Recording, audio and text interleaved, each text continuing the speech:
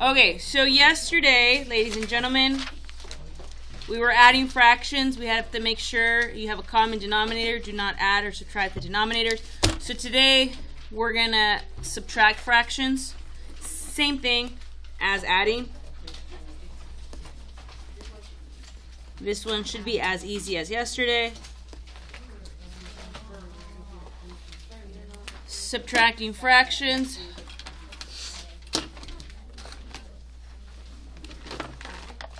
So, for example, if I have 5 over 6 minus 1/8, what is the first thing? Find the common denominator. Find the common denominator. What would 6 and 8 have in common? 24. It can never be smaller than those numbers. No, 18. Oh, 24. Yeah, I said 24. Yes. 24 works. So does 48. Do we want to choose the bigger number or the smaller number? In this case, the smaller number is better. So 24 is the best. Again, for those of you who are like, how in the world did they get 24? All you have to do is start multiplying by 6 and 8. So 6, 12, 18, 24, 8, 16, 24. What do they have in common? 24, right? It's the same thing as yesterday. Correct. Except you're going to be subtracting. So 6 times what is 24? 4. 4. So we multiply the top by 4. 5 times 4 is 20. 8 times what is 24? 17. Times 3 times 3. So it's 3 on top. So 20 minus 3, 17 over 24. In a couple of weeks, this will turn into negatives. Okay? So, yeah. So we'll end up having negative answers or dealing with some negative fractions. So right now we're kind of reminding ourselves how to subtract, and then we'll move on to negative land. Negative subtraction, we just haven't ever done negative fraction. Oh, well, you know. Soon, Owen, soon. I cannot wait. I didn't even know negative. Yeah, there's negative decimals, there's negative everything. You should be. You should be. 10 over 11 minus 3 over 7. Ooh. Ah. 77. I did you take an answer? So, what is the common denominator? 77. All right.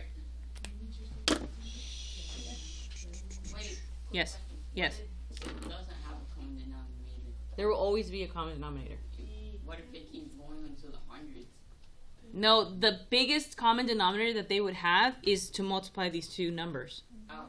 Like, some of you in elementary school, your teacher taught you to do that. Like, for 6 and 8, your elementary school teacher said, oh, just multiply 6 times 8, and that's your common denominator. Did anybody experience that?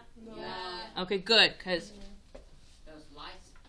You barely even did. I remember when you know, second grade was my smart about this, you know? All right. So, 7 times what number is 77? Times 7. Times 7. 10 times 7 is 70. Times 11 times 11. 33. So now we have common denominators. Yep. We're writing this down, right? Right? Oh, 130. 37. 100. 47. Oh, wait, I forgot we're subtracting. I thought we were 37. Yes, 37 or something. So please do not tell me you're going to get this wrong because you forget how to borrow. Okay? I accidentally said. Well, I mean, if it's this on the test, this will not be on the test. But if this is on the test next week, these little things of I thought it was this week. not this. Oh. Like the simple fact of borrowing or making sure that you subtract instead of add, that's gonna be on the test. You just gotta go slower. You know what to do. Are we gonna have notebook checks in this class? No. Here's your notebook check. Open up to the notes from August 29th and take a picture. Okay. Just a random date. Taking a I picture. lost them. I'm just kidding, but that's how it would be. What's our week? I don't even write the dates on some of them. Well, let's start writing the dates. So I always write the dates, okay? And if I ever have a notebook check, it would be like, okay, August 29th, take a picture of your notes. Like that. That would be So, the notebook check. Yes? are we gonna have to That's when you we give were me the answer? doing Yes. Okay. You said if we were going to have. And I think it was it 3/4 the first example? 3 over 4? Yeah. Yeah, the fourth. All right.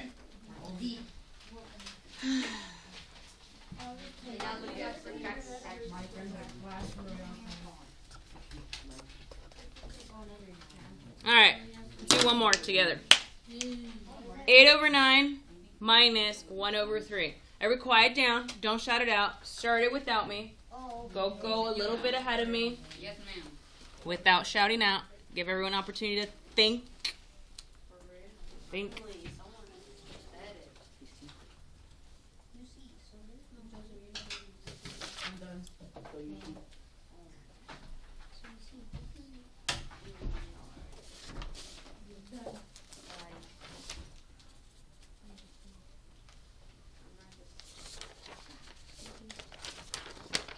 What's our common denominator? 9. It's okay. If you use 27, you just have to simplify more than we do. You'll get the same answer at the end. You just get to do a lot more work than we do. And that's fine. So we get 8 over 9 minus 3 over 9, right? 5 out of 9. If you got 27, you end up having times 24 times 8 is 8. You end up 24 and then 8, and then you subtract that, and you get 16. And then you simplify. That's wrong. What's wrong with that? It's no 24. It's 16 over 27, right? Times 3 times 3. No. Times. Oh wait, this is supposed to be a 9. So that's a 15. And then you divide by 3, and you get 5 over 9.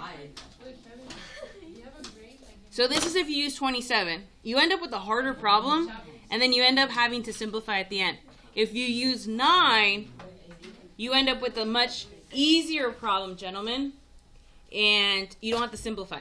So just go slower on figuring out what numbers to use. And sometimes it is one of the numbers. Sometimes it is one of the numbers that is listed there. Any questions? Tracking? So it's very similar to adding. All right. Did we finish the adding worksheet from yesterday? No. No, we didn't. I did. You did. Yeah. Who finished it? Wait, no, I think it is. Did you finish it? Carmina, did you finish it? Look at all the toads I got.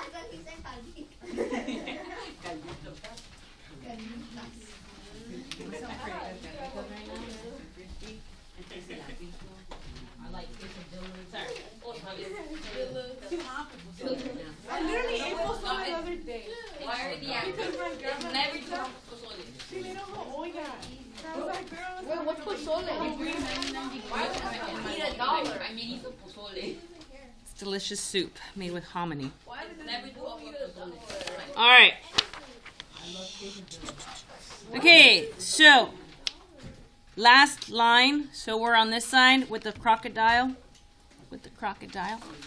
Okay, so here we go. We are subtracting. I'll do the first one and show you how the puzzle is done.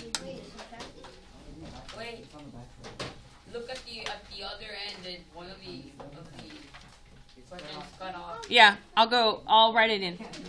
All right, so Eric and Isaac, we're on letter D. Like I said, on the side with the crocodile. All right, you have 8 and 2. What's the common denominator between 8 and 2? 8.